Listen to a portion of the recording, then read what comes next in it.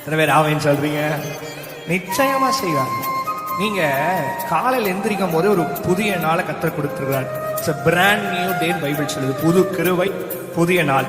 நீங்க எந்திரிக்கும் போதே இன்னைக்கு யார் மூஞ்சில முழிப்பேன், யார் வருவா, கடன்காரன் தட்டிடுவானா, போற காரியம் வாய்க்காதா, வாய்க்குமா, அப்படியே நீங்க எந்திரிச்சீங்கனாலே முடிஞ்சிருச்சு. எந்திரிக்கும் போது நிச்சயம் செய்வார். அதை காட்ட இன்னொன்னு சொல்றேன் பாருங்க, எனக்கு செய்யாம இயேசு யாருக்கு செய்வார்? புரிஞ்சுதா?